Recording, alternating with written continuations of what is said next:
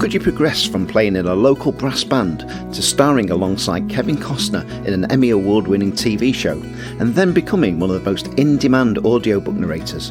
We're about to find out. Welcome to Half Hour Mentor.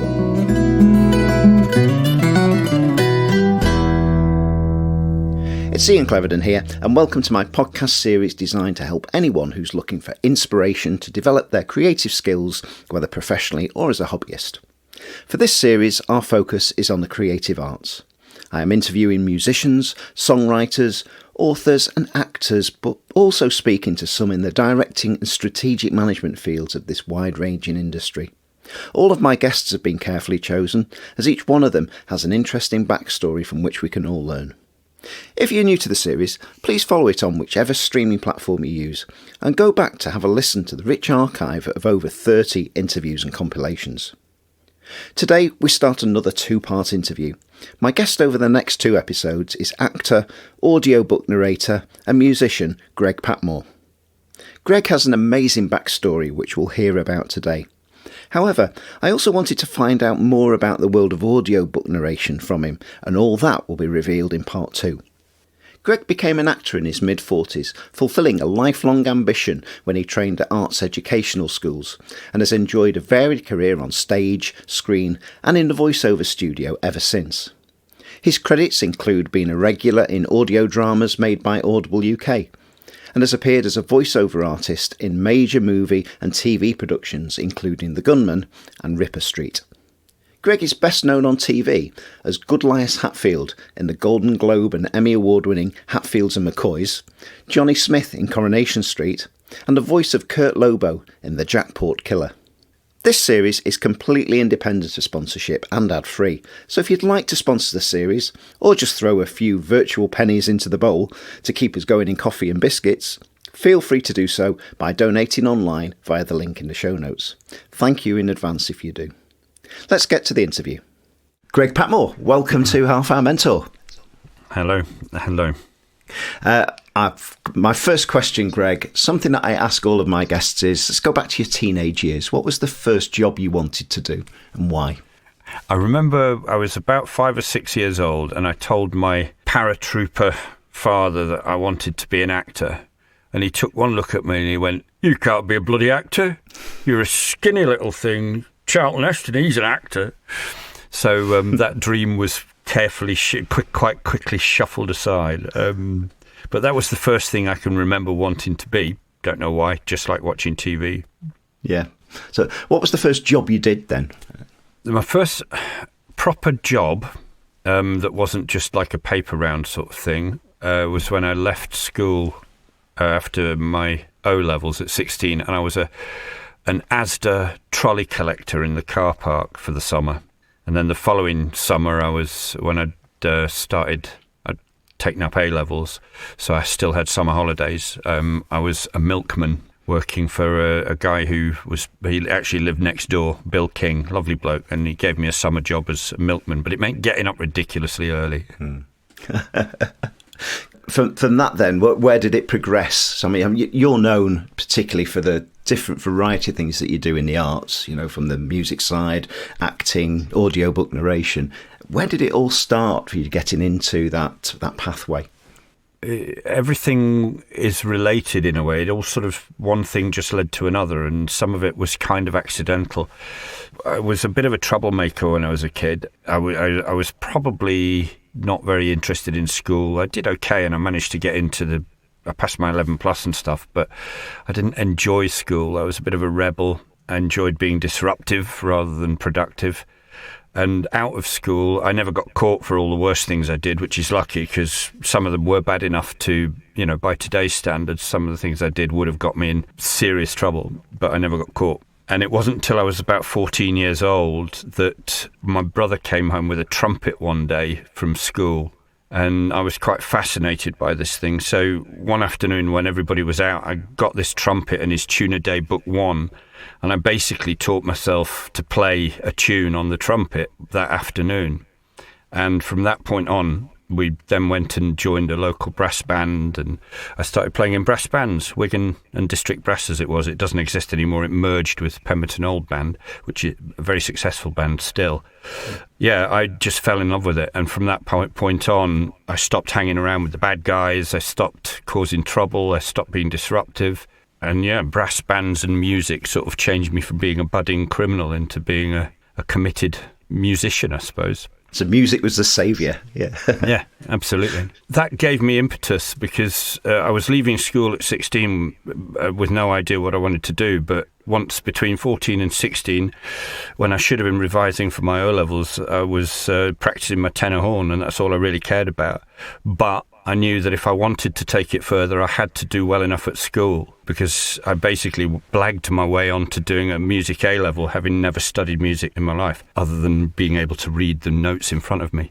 So that gave me enough incentive to do okay in my O-levels, which got me into A-levels. And the music teacher, a chap called Tom Billington, again, massive influence in my life at that time, he was prepared to take a chance on me and said, okay, but if you're struggling after a term, you'll have to, do something else, because it won't be good for you. And luckily, there was no looking back. I just took to it like a duck to water. So that then meant I went to university to do music, and kind of one thing led to another from there, really. Whereabouts did you study? I managed to get into Goldsmiths College, which is part of the University of London. It was a bit of a disaster in a way, university, because I loved brass bands. That's all I really cared about, but I wanted to do music.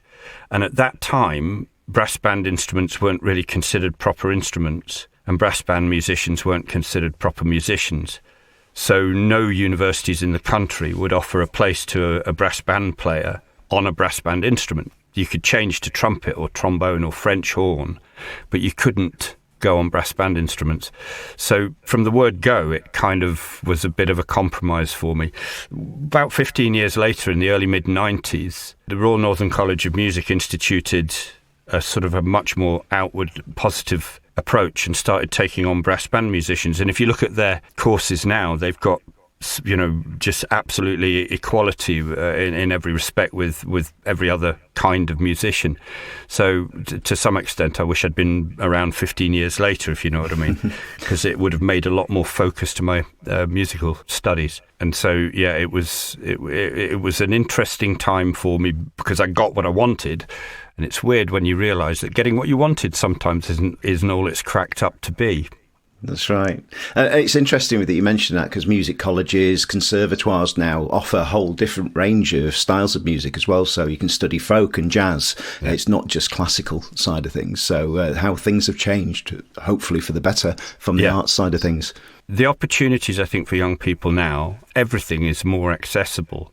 And I think that's one of the ways I've managed to do all the things I've done, and is because I've found a way into it. I've found myself able to do it because the internet allows you to get research. You can just get access to things. You can make networks. You can get in touch with people so much more easily now. So you can break into areas of the arts or of anything really that you're interested in. You've got access so much more easily.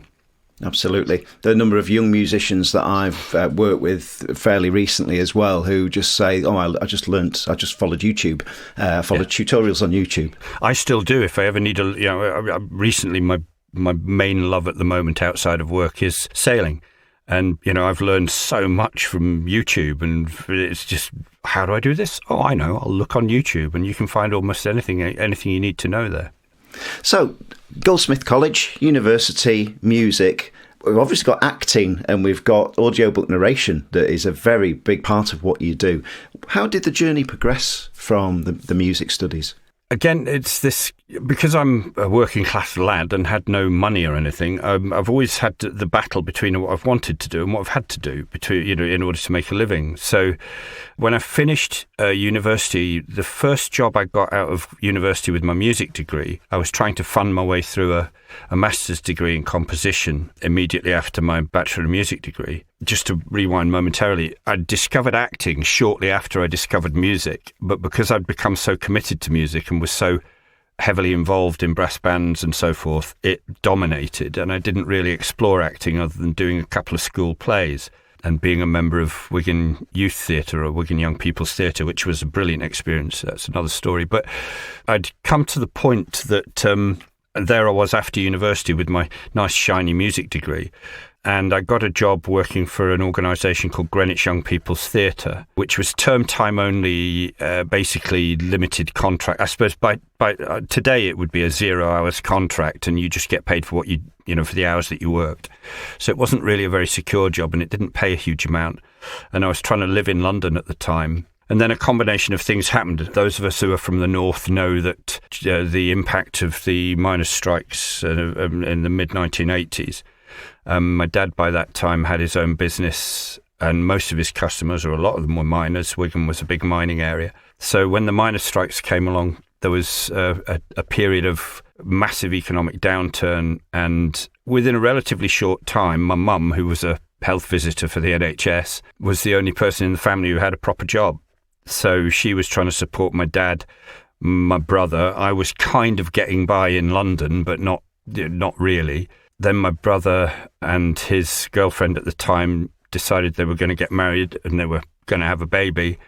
And suddenly I couldn't really justify to myself, doing the artist in a garret thing while my mum was the only person in the family supporting everybody. So I literally, with very little thought, picked up a copy of The Guardian and basically applied for a job selling advertising space for Reed Business Publishing. And I got the job, and within a week I was wearing a suit and going to, sit there ringing up advertising agencies in London and trying to convince them to take out full-page advertising in colour in Computer Weekly. And that's what I did for the next few years in various different formations. So all of that was in order to survive, make a living. That led eventually, I ended up in commercial radio. Because there was a hankering to get back into music and arts, and I thought, well, I've still got to make a living. Commercial radio had a massive kind of diaspora, really, in this country in the early 90s. One of the things that launched was Jazz FM, and after they'd been on air for about a year, I was a listener, and I heard them advertising for people to go and work for the station, primarily to, again, sell advertising space, which is what I was doing, basically. So I went to work for Jazz FM. And from that, I started getting involved in setting up venues and co-promoting music with the radio station, and got closer and closer. I met people like Ronnie Scott and, was sort of on stage with some really quite big names, not performing, just introducing them or something like that. From that, I started making radio commercials, and I didn't have to make them, but I found, I rather like this. So that was my first foray into using music for commercial purposes of my own from time to time, doing the voiceovers, playing multiple characters sometimes to make these usually quite amusing radio commercials. And that I think that planted a seed that's always been there. So the lead into radio and doing what you're there was through the advertising job that you did? Yeah. Again, a lot of it came as a result of necessity. In current times, it's not too dissimilar to the sort of late 80s, early 90s in some respects. There was the wars in Iraq and all of that sort of thing going on, a lot of unrest, a lot of political unrest, a lot of economic struggles. There were situations in this country where people were handing their keys back because the mortgage rates were shooting up to 15% overnight, and people couldn't afford to pay their mortgages anymore, so they were handing their keys back. There were people by the thousands being made redundant in service industries that didn't normally make people redundant. So there was a lot going on, and a lot of decisions I made were because of those times. I needed a job, and it was that's what I can do. I can sell stuff, and that's how I managed to kind of pay the way. It wasn't choices so much as responding to circumstances a lot of the time. One of the things I've discovered looking back on that is there is always something that is kind of pointing you. I think it's really important to listen to your inner voice or whatever it may be, the thing that, somewhere inside you, even when you're dealing with adversity or going through times where you can't choose what you do, you've just got to survive. I once went and took out a pension policy. I thought I ought to start providing for my future quite early on. And in those days, the big selling companies, they were full of all the spiel. And the guy he sat and took me through this questionnaire, because it was all about finding out your dreams and your life and all of this, so that they could, sell you the perfect pension or whatever. And many years later, I actually got all the paperwork back for this. And I'd completely forgotten that this interview, the guy had asked me to imagine my perfect world in sort of 15, 20 years' time, what would it be? And I'd written down that I'd be sitting, looking out of the window over the countryside in my own recording studio, making my own music. And I'd totally forgotten that I'd written this until I came across it again sort of 15 years later. So even in the midst of all that stuff that was about just making choices, there was something going on that was pushing me towards making, choices that got me nearer to, if I could just get that bit nearer to music and musicians and performance and arts, then that was the natural thing for me to do. It's amazing, isn't it, that just those little things, those sparks that we can hang on to, but it's finding the right pathway. How did that develop from doing the commercials on radio? Because obviously you've done a lot of acting. You've done TV work, massive amount of TV work in America, over here, Vera, Coronation Street and the like. So how did you get into that world? What happened was, after Jazz FM, or while I was at Jazz FM, we won the licence to launch Jazz FM Northwest in the early 1990s. And we therefore the station began to plan for that. Now, I wasn't a manager of any significant level. I was very much in the middle. But nonetheless, I threw my hat in the ring because I thought this is my opportunity to leave London and go back to the Northwest and, kind of get a foothold back in the life that I'd never really wanted to let go of, the brass bands and everything else. So I threw my hat in the ring to be part of the launch team. And that was it. So it was me and a chap called Peter Salt, who was originally a director of Red Rose Radio, which was part of the group that at that time owned Jazz FM. And we basically were the launch team. I had to go and find the offices, which I did, where we were going to base ourselves. And we based ourselves in the very, very early stages of what's happening in Media City. I think it was called Quadrant House, and it's on the opposite side of the water in Salford from Media City. Once we had got the radio station going, I started doing what I was doing in London, but now I was, making connections on the music scene in Manchester and in Liverpool and much closer to home. I started playing in a brass band again. Wasn't intentional. My brother turned up. I opened the door. He stuck his cornet in I wasn't even a cornet player, but he stuck his cornet out. We need a cornet player for Thurius. It's you. And off he went, and that was it. I was in the band again, so I had to get the lip in and on the cornet and go and before you knew it, I was back in brass bands, back conducting bands. I used to conduct Trinity Girls Band. We, took them to competitions. We won some prizes. Conducted Wigan Choral Society after another chap who was quite influential, gentleman called Ronnie Kay, who was very well known in this area and father to a very good friend of mine she was like my accompanist of choice when I was playing solos on the horn. She would always play the piano for me when we were at school.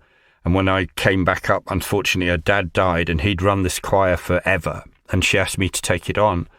So I did that for a while and we did some lovely concerts and that got me back into performing. But along the way, I also ran into another old school friend, an ex-teacher. He was heavily involved in Wigan Little Theatre and suddenly said to me one day when I bumped into him, you should get back into acting. And I went, oh, no, I'm too busy. I can't be doing that. So he said, well, my wife's directing a play at Wigan Little Theatre and she hasn't found anybody for this part. Why don't you read for it? Oh, no. But anyway, of course I did. And Tracy gave me the part. And next thing you know, I was in Wigan Little Theatre and it just changed my life because I went from being heavily committed to everything that I was doing in the community, teaching, everything. I suddenly realised this was the thing that is what I wanted to do. Nothing to do with circumstances or trying to make a living or anything of that ilk. It was just, my word, did it press the buttons? Did it really make me feel a way I'd never really felt in anything at all, even music, which I loved. And, I played at a high level, but it didn't quite do it the same. So, that was 2004 when I was in the first play that I'd done. And by 2008, I'm more or less, over the next couple of years, I gave up everything to do with brass bands. I gave up the teaching of the kids. I gave up any extraneous and anything that wasn't acting related. I did my last play in 2008 and directed one in early 2009. And by that time, I'd decided I was going to try and become a professional actor. And I managed to get myself an agent. And from that point on, everything else had to go.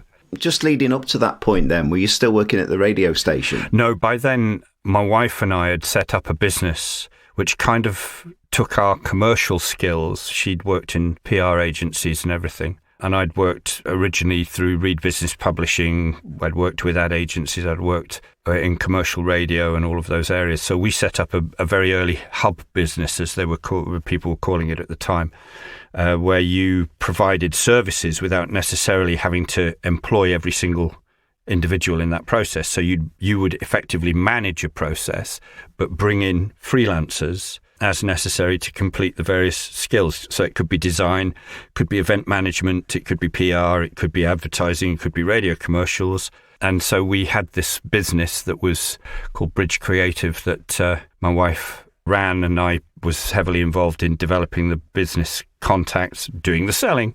And so that was how I was making a living. To be honest, I have no idea how I found the time to do it all, because I wouldn't be able to do it now. It would exhaust me. Did it give you the flexibility, though, perhaps from a self-employed perspective, to be able to fit things in?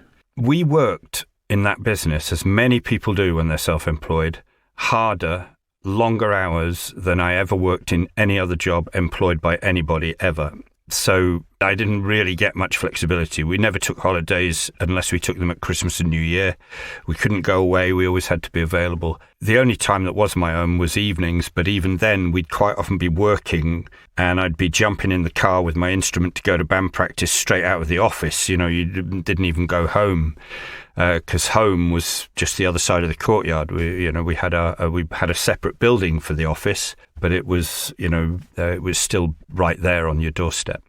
When you've got lots of clients in that kind of industry, you're at their beck and call, so you're only as flexible as they let you be. Yeah. So let's jump into the full-time acting role then. So 2009, you decided to go full-time, and I know that you ended up on Hatfield and McCoy's, the US series. How did you get that job? In a nutshell, because nobody told me I couldn't. So, I mean, it literally was, I decided. And by this time, of course, you've got the internet now. You know, by 2009, you've got internet, you've got social media, you've got ways of connecting and contacting people that you never had in my day. So I had access to so much information. In 2008, after I did my last play, I managed to get myself cast in a play that was, everybody else in the cast had been on one of the major soap operas, and it was a cast of 8 people. I was the only person who wasn't professional, but they'd been struggling to find somebody for this one role.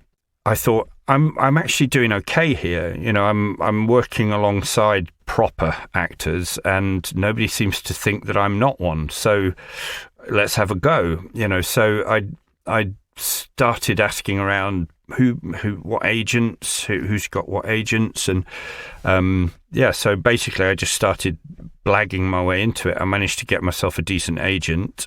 I think early 2009 I managed to get an outdoor theatre tour, play in a production of Romeo and Juliet. I then managed to get into a professional panto, and then immediately into another show that was another months-long tour all around the UK. A tour of Caucasian Chalk Circle for a company called Black Eyed Theatre, who's doing very, very good work. So I managed to get some good work for good theatre companies. And then I thought, well, I really ought to earn my crust. I probably ought to get some credentials. So I started thinking about doing some training just to try and expand my skill set. But at the same time, my agent suddenly called me up to say, could you go down to London and meet with this casting director? And the part is for some sort of American show. He didn't know too much about it. I'm not really sure too much, but you need to be able to do a West Virginian accent and ideally play the violin or the mandolin. And I said, well, okay, I'm pretty sure I can pull off the accent, but I don't play the violin or the mandolin. But don't worry, leave it with me. And I went the next day and I bought a cheap mandolin from a music store, and I sat down and worked out a tune on it. And I went down to London, met with the casting agent, and after we'd done the meeting and I had to do my whole, here we are, talk like this whole time, what's going on there, boy? Then did all that to camera, and she said, oh, that's excellent. So that's really good. Do you mind just playing the mandolin? So I thought, okay. So I got the mandolin up and rattled off this little tune that I'd been making up over the weekend. And she said, that's excellent, really, really excellent. She said, how long have you been playing the mandolin? And I said, 35, 36 hours, which I guess was the moment that clicked it, because that was all on video. And anyway, the next thing I know, the director had been in touch with her to say, yeah, we'll have him. So I didn't even have to do another audition. And I was lucky enough to get into the show. Yeah. And how long did the show last for? Well, I was in Romania for 3 months because it was filmed in Romania, a lot of it, mainly because the Carpathian Mountains are apparently more like the Blue Ridge Mountains of Virginia, whatever the mountains are there. But you don't get the vapor trails because there's not jets going over every 2 minutes. You haven't got street lights and, lines and big highways. So we were there for 3 months. The show was 3 feature-length episodes, Hatfields and McCoys. I was in all 3 episodes. And I spent a lot of time because my brother was Kevin Costner on one side, and Powers Booth was my other brother, and Bill Paxton was the bad guy. He wasn't a bad guy. He was just the guy we didn't like. Tom Berenger was the uncle. So, I mean, these were names that I'd been just unbelievable for me. I'm sitting here having a beer with Tom Berenger. I mean, that guy was, when I was young, absolutely one of the top actors in the world, and, just unbelievable, and such a lovely, lovely guy. And I know everybody says that, but he absolutely is. So, yeah, that just kind of came a little bit unexpectedly, because that was 2011. So I'd only really decided to go professional in 2008. And I just managed to get myself in the right place at the right time. Fantastic. Something that you're really known for and have won awards for is audiobook narration. And which in a form, I'm sure is a form of acting because of what you do. And having heard some of your work, one thing that stands out to me is the characters that you really bring across. What approach do you take in preparing for doing a audiobook work? The thing with audiobooks is, again, for me, it came as a bit of a necessity because my acting was kind of motoring along quite nicely. I never expected to be famous or anything, but just to be working was an absolute privilege. And there are many, many actors who go entire careers without ever getting to be lucky enough to go into a Hollywood show that, it won 5 Emmys and all the rest of it, to actually reward my wife for all the patience that she showed me through those years when, go to Hollywood, do a red carpet reception and all of that sort of stuff with the paparazzi all clicking away. It was nice to do it that one time. But for all of that, work wasn't constant. You quite often hear really well-known actors, much, much more respected and much better than I ever was, who still say they never know where the next job's coming from. And in 2014, I was hired by somebody I'd worked with doing a drama, audio drama, which I hadn't really considered as being directly related to audiobooks at the time. Don't know why. It just hadn't occurred to me. But I was hired to go and do an audiobook. And it was quite a specific challenge because the book was written in a unique way. It had been written a line at a time on Twitter. And it was very modernistic, quite surreal. It was this kind of, the central character was a werewolf who was a detective. And all the characters were just strange creations. And the author was absolutely adamant that nobody could just read this book out. It had to be performed. And so I got asked to go and do it because I'd worked with people who'd been involved with the development of this book before. And I was kind of known for doing lots of different outlandish characters or, being able to jump from one to the other without any problem. So I did this audiobook. It wasn't terribly long. It was only about 4 hours. It was called The Jackpot Killer. I think it's still available on Audible, just a little plug. But the characters in it were quite, they were all over the place. And so I did that and I really enjoyed it. I really enjoyed doing that. But it placed a little seed in the back of my mind. So when I got to periods where I was a little bit between roles, I'm just resting, darling. While I was resting, darling, I thought I ought to maybe I should explore this audiobook thing a bit more. So I started researching it and discovered, I thought, well, I've got the acting skills and I've had the vocal training and I've worked in studios enough to know which end goes where, and I've used audio software when I was composing music, and I thought, I've got all the requisite skills already there. What's to stop me? And so I auditioned for some books, got them, and next thing you know, I'm supplementing my income by audiobooks. And then after a while, I was actually working more or less continuously on audiobooks. It even got to the point where I had to turn down acting work because I'd already committed to doing audiobooks. And just at the point when I was trying to decide what the next stage was and whether or not to take it more seriously or back off and focus more on acting, I got nominated for an award in the Sovas Voice Arts Awards, which I didn't win, but the nomination was amazing. And then a year later, I was nominated for an Audie, and this time we won it. And I went over to New York, and I was absolutely certain that there was no way I was going to win it, because it was Penguin Random House, everybody, all the big boys were there. And mine was an audiobook that I'd produced and edited and done it all myself. I hadn't written it, obviously. But I thought, no, I'm happy enough to be nominated, just to be at the table with these guys. That's going to help my career. Anyway, we went ahead and won the Audie, which was probably, I would say, pretty much the most exciting single moment of my performing life to actually get the prize. So that meant I had to take it really seriously. I thought, well, I've really got to look into this now. So I was planning to go back to America. I'd spent a fortune on going to various conferences and conventions in New York, hotels, flights, everything that it was going to take. I'd started networking with some of the big players out there and arranging meetings and so forth. And then COVID came along and everything just died. That was it. You couldn't go, you couldn't fly, you couldn't do anything. Desperately sitting there looking at thousands of pounds just disappearing up the chimney. Luckily, eventually got most of it back. But it sort of slowed things down a little bit. But what then did become very apparent was there was no acting work to be had. My wife by this time had also started doing audiobooks. I'd trained her in how to use the software. She's got a fantastic voice.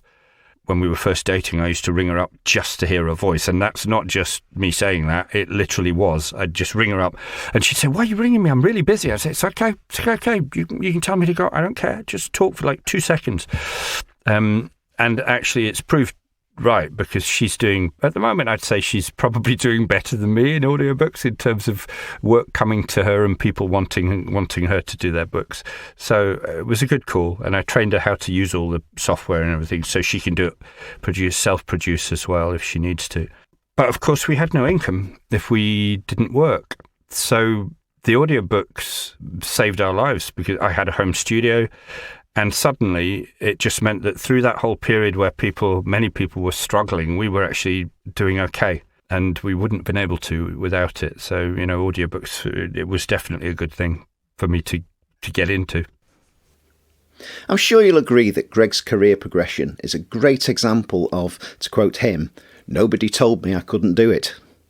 It's a real inspiration for those of us who hit a fork in the road and wonder which way to go. I feel sure that most, if not all of you, would have had those decisions to make at some stage. I was also fascinated how the transition from acting to audiobook narration transpired. When you think about it, audiobook narration is a form of acting. It's very similar to radio plays. I was really keen to hear about the process of preparing for and producing an audiobook. The good news is that you can hear about that in detail in the next episode.